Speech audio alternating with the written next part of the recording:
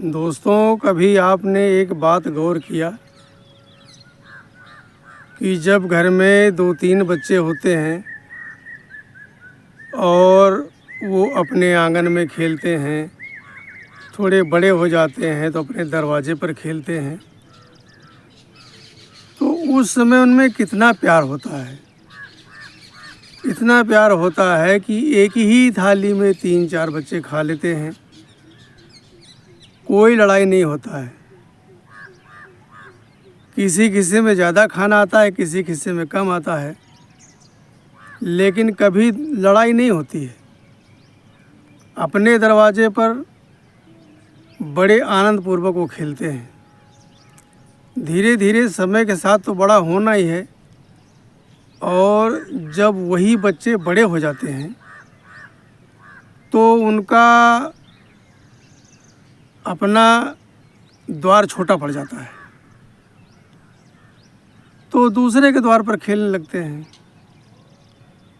तो जिसके द्वार पर खेलने जाते हैं तो उनके भी बच्चे होते हैं, वहाँ और भी घर वालों के बच्चे आ जाते हैं, तो वहाँ हो जाता है बच्चों का समूह।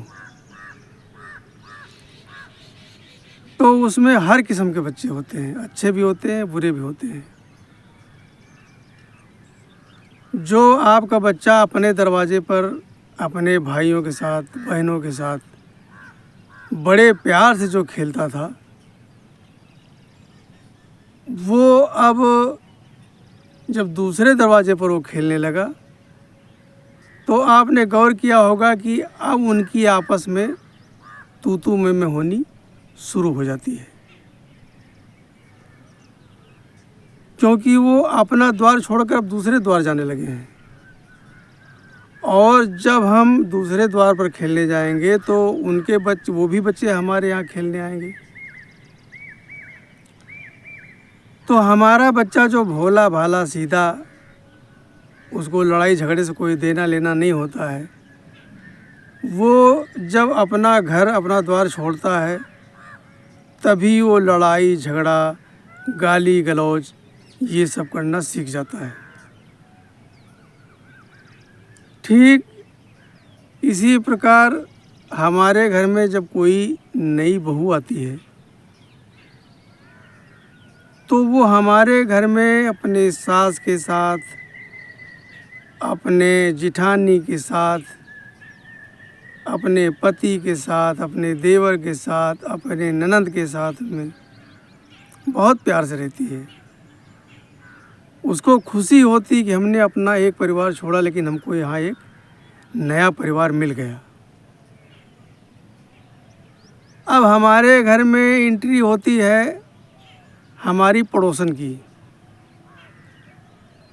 पड़ोसन आकर के घर में बैठती है, उसी बहू के पास बैठेगी, बातचीत करेगी।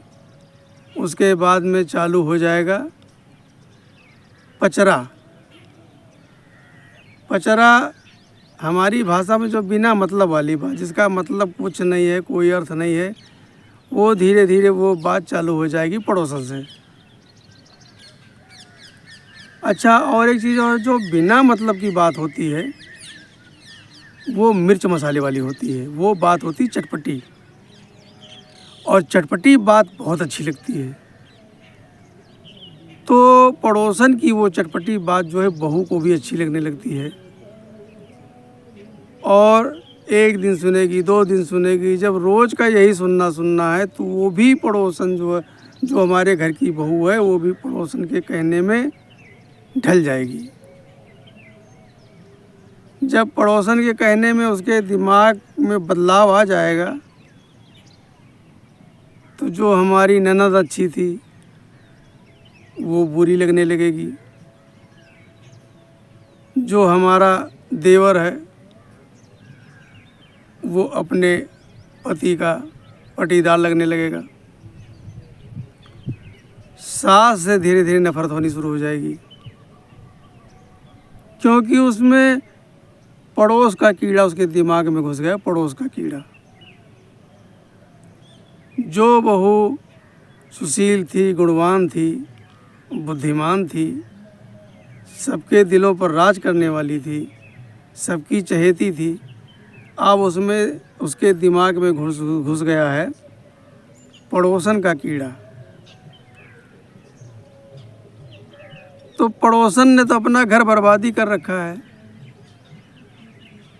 बहू को तो लगता है कि ये बहुत बढ़िया है, बहुत बढ़िया है, ये हमारा पड़ोसी बहुत बढ़िया, देखो कितनी अच्छी अच्छी बात हमको सिखाती है। उसको ये नहीं पता कि इसका घर तो बर्बाद हो ही गए, हमारा घर भी बर्बाद करने पर तुली हुई है। वही होता है आए दिन, जब घर में कोई दूसरी बहू और आ जाती है तो दोनों बहुओं में अनबन हो जाती है और अनबन के कारण हो जाता है घर में बंटवारा। घर के दो टुकड़े हो जाते हैं। जो सुंदर सा, चाहे कच्चा हो, चाहे पक्का हो, चाहे झोपड़ी हो, उसके बीच में एक पार्टीशन लग जाता है। किसकी वजह से? पड़ोस की वजह से, पड़ोसन की वजह से। तो चाहे हमारा बच्चा हो, चाहे हमारी बहू हो, वो जब ही बिगड़ते हैं जब उनके बीच में कोई दूसरा व्यक्ति एंट्री करता है, तभी बिगड़ते हैं वो।